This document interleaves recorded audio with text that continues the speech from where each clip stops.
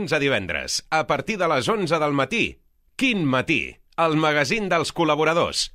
Dirigit i presentat per Mercè Munt i Ivan Llerpes.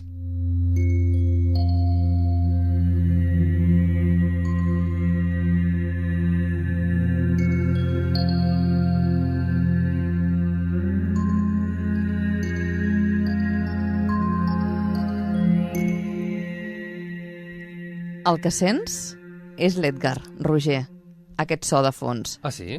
Sí. Bueno, és una gravació que vàrem fer aquí. Però vull dir que és ell. És ell, és ell. Sí, no és una altra sintonia que a vegades agafem d'internet, d'on te toqui. gratis. Jo no he volgut dir d'internet, però d'on te toqui, no? Aquesta és original seva, vaja. Sí, bueno... Sí. Aquesta no té copyright, és copyright Edgar Tarrés. No és de l'Spotify de música para relajar. No. No, exacte. No. No, aquesta és gravada amb la veu, amb els instruments i tot. Ostres. Fet, sí, Carai. Sí. I a mi m'agrada això, m'agrada fer les coses... Però és que a més és d'aquelles sintonies que les comences a posar i dius ai, haver-la d'interrompre, no? Aviam, que m'agrada molt parlar amb l'Edgar, és una contradicció, no? De dir, sap greu, no? Ostres, ara me quedarien aquí, no? Sí. Tancaria els ulls i mira, que el temps passés, no? Exacte. Però bé, Sí. ja Però tocarà ja hi ha altres espais per això, no? Home, amb ràdio Hem una de mica... trobar, a la ràdio no. No, a ràdio no, hem de trobar aquests espais Aquí el nostres problema- i personals. Aquí el problema que a vegades silenci no podem tenir, perquè els aparells no ens deixen tenir És el silenci. gran problema de la ràdio, eh? Clar. Sí. No pot haver-hi silenci, quin rotllo. Aquí a vegades estem acostumats a portar un fil que ara mateix ens quedessin callats 5 segons, 5 o 2 segons, i serà raríssim tenir aquest silenci de 2 segons. Sí, Exacte. Què ha passat? I saps per què? Mira, volia parlar una cosa, però penso que ens anirem. Però és igual. Tal i qual. També és costum aquí. En el Ja, programa, sí, exacte. A mi m'està greu perquè ho ha compartit en el Facebook i si hi ha algú que volia sentir a parlar doncs, del tema que portava, ho podem lligar. Ja ho lligarem, no? El tema, clar, el silenci. Aquí si fem silenci, clar, no se sent res de res, no? Però el que és interessant és que el que nosaltres anomenem silenci, en veritat, són una sèrie de sons molt petitets que ens fan sentir molt bé. Per exemple, anem a la natura, o anem a la platja, o anem al bosc, i diem, oh, quin silenci. I el silenci què és? Un insecte que passa, els ocells que fan no sé què, el so vent, del mar. el so del mar, les branques, i això ho anomenem silenci. Però clar, teòricament no és silenci perquè són sons, no?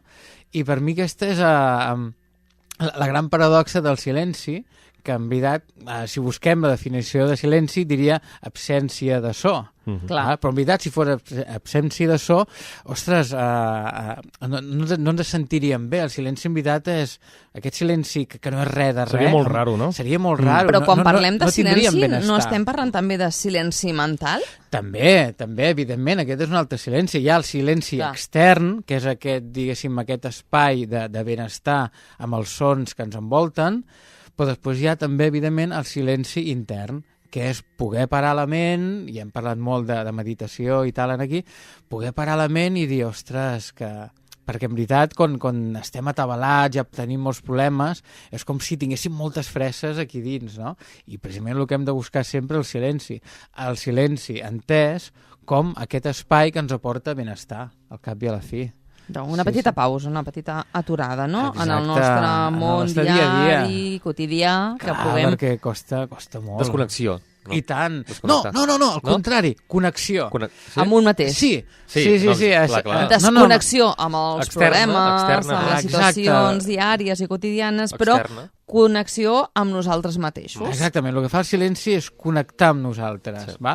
Perquè aquest és el gran problema, que vivim desconnectats de nosaltres. Evidentment, vivim connectats amb el mòbil i tal, i tot això, i que ho hem d'anar com de desconnectar-nos d'aquestes coses, però jo penso que la paraula bona seria, el que hem de fer és, diguéssim, és connectar. Perquè connectar és aquest retrobament amb nosaltres, aquestes sensacions, quan arribem al bosc, quan arribem a la platja, quan arribem a aquests espais tan tranquils, i és en aquest silenci on podem realment sentir que connectem, no? Aquesta conversa l'he tingut també molt de llocs, no? Ara que estic fent activitats en hotels i així, allò, no? Càpsules de desconnexió. Dic, no, hem de posar al contrari, hem de posar càpsules de connexió, perquè el que hem de fer és realment connectar amb la natura i en tot aquest espai que ens envolta. I que tinguem tots clars, no?, aquest concepte, perquè a vegades el perdem. Sí, és que els conceptes són molt importants i jo sé que quan ho has dit, evidentment volies dir desconnectar, no?, d'aquest batibull externament. Sí, de tot el fora, sí. Exactament. Però clar, com que les paraules, i això en PNL està molt ben estudiat, en veritat, quan parem de desconnectar sempre és deixar, no? I el que hem de fer precisament és el contrari, és aglutinar, però clar, evidentment tot allò que sigui positiu. Val? Perquè la ment no hi entén de conceptes negatius, sinó hem de parlar sempre en positiu perquè és el que la ment entén. I per això sempre és la meva la lluita aquesta, no? Dir, no, hem de connectar sempre, no?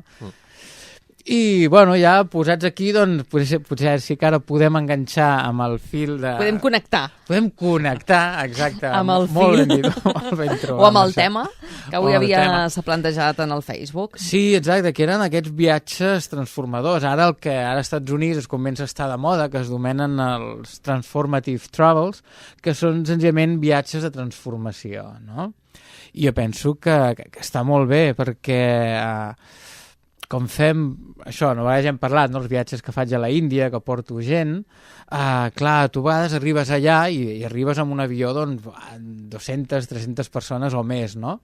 I evidentment hi ha de tot. Veus des de la persona allò així vestit més hippie, amb la motxilla, i que veus ja per on te va, i després veus allò els turistes més grans, allò super ben vestits, i quan arribes veus a un allò matant-se allò per un taxi a veure on te pot anar, com s'ho manega, i per altra banda doncs veus aquests autocars super de luxe que ja arriben, agafen a la gent gran i van fent un viatge hotels de luxe, de 5 estrelles, pares, fas les fotos, tornes, vas a restaurants també allò de luxe, i en veritat, ostres, per mi es perden moltes coses. No vull dir que el que facin estigui malament, ni molt menys, El que passa que... Es perden la realitat?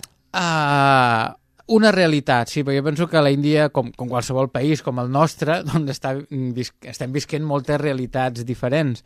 Però clar, per mi com viatge és interessant poder veure moltes coses, perquè no un dia agafar i, ostres, te pagues un superdinar en un bon restaurant i menges alguna cosa molt concret, però igual a l'hora de sopar te'n vas com en català em sortiria, al tenderete de la cantonada i te compres qualsevol cosa per 30 cèntims, no? I per mi la gràcia està a poder veure totes les coses, val? Des de poder viatjar en taxi a haver de viatjar dormint en un tren. I això és el que fa realment que un viatge sigui interessant, no? La riquesa amb la qual et mous. I el que sigui transformador, a veure...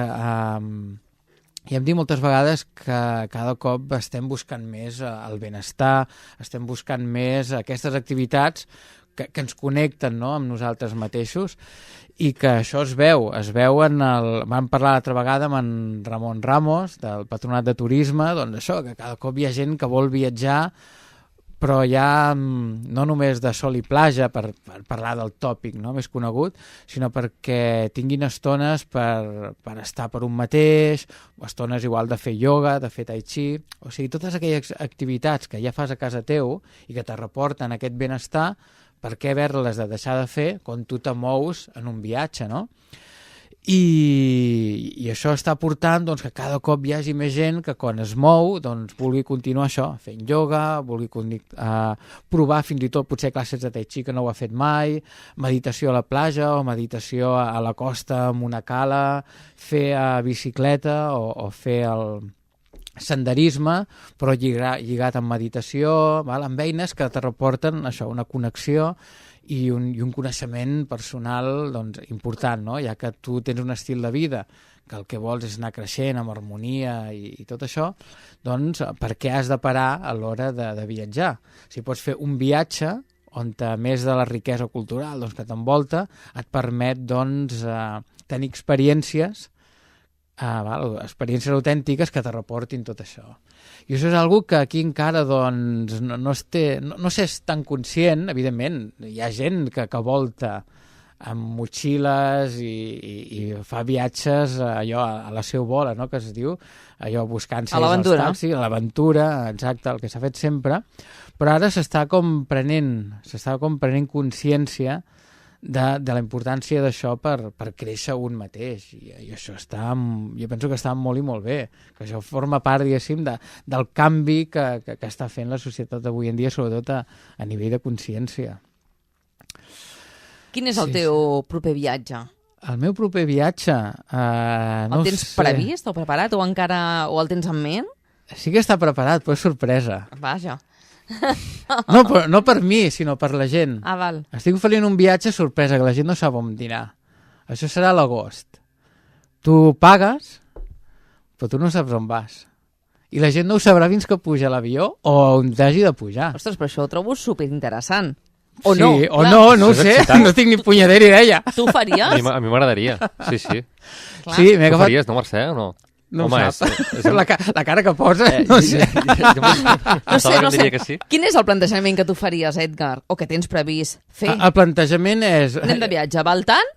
Exacte. Agafeu Baltan i, a veure, a la roba. com que ho monto jo, la gent ja sap que el que es farà, diguéssim, serà un viatge això de transformació. Clar, no s'esperin que jo munti... Un viatge de luxe. Un viatge de luxe, jo què sé, ara no se m'acut, no? Però no, serà un viatge de transformació, de consciència, de meditacions, amb històries, amb natura, però no sabem a on. Igual a Islàndia, com Itàlia, com Grècia, com Tailàndia, jo què sé. No, sí que ho saps. Bueno, jo sí que ho sé, evidentment. Però no t'ho diré. No li trauràs. No, evidentment, ara si no ens carregaríem la màgia, no? No pots dir 4 opcions i una bona dins les 4 i els oients que vagin no participin. Si ho endevinen. I el dia que ho sàpigues... No ho podem dir, no? No, perquè... Que sorpresa! Sí, perquè jo suposo que per qualsevol cosa, informació, el que sigui, la gent ja es munta. Jo prefereixo que la gent, des del no-res, es facin les seves elucubracions. Perquè segur que cadascú de vosaltres ara potser deu estar pensant coses, no? No ho sé, no tinc ni idea. Però és molt lluny? Bueno, he posat. Serà fora de la península Ibèrica i dins d'Europa. Val. Bueno, ja és informació. Ja és informació. Aquí ja comencem a acotar. O sigui, no és a Salou. No és a Salou, ni Marina d'Or, ni aquestes collonades. No, és la seva tendència, per això dic, aviam, la línia de l'Edgar, doncs, més o menys. Sí, perquè penso que un viatge de veritat comença molt abans, val? A mi una de les coses que més m'agraden del viatge precisament és fer la maleta. Els preparatius, no? Sí, el que m'emportaria, el que no m'he de descuidar. Quin llibre, quin no sé què, fins i tot el boli. A veure, ostres, Sí, perquè hi ha coses que sempre ens emportem, no? Clar. Independentment d'on anem... Exacte. On sigui el nostre destí, vaja. Exactament. I això forma part de... Les teves expectatives ja estan creant un viatge. I això, en veritat, doncs, és interessant perquè la majoria de vegades les expectatives no es compleixen. Si pensem en les Maldives, les illes Fiji i tal, veiem mars turquesa, no sé què i tal, però clar, no veus les 10 hores que t'has d'estar esperant no sé on, l'escala que dura no sé què, l'hotel no sé quantos... I una cosa és la imaginació, no? Exactament. I la idealització. I l'altra és trobar-te en el lloc que segurament no té res a veure amb tot allò que forma part del nostre cos i del nostre cap. Exactament. I això jo penso que és important, perquè com vàrem anar a la Índia, aquesta última, no l'altra, ostres, gent que ho va passar malament, però a través de la comunicació, de dialogar, de meditar, de donar-se en compte de coses... Però va passar malament, evidentment, per les expectatives que ens creem moltes vegades, no? O per la nostra... Depèn del lloc. Hi ha vegades que més que expectatives són que no t'esperes. Coses que no t'esperes. O que potser t'esperes i que després no són ben bé i són més dures. Clar, i sobretot en països com aquests, no? Clar, aquí sorpreses rere sorpresa. Situacions que aquí potser no les viuries. Segur. Però un país com la Índia també tens tots els números. Evidentment, portes 48 hores allà i te sembla que fa una setmana que hi ets.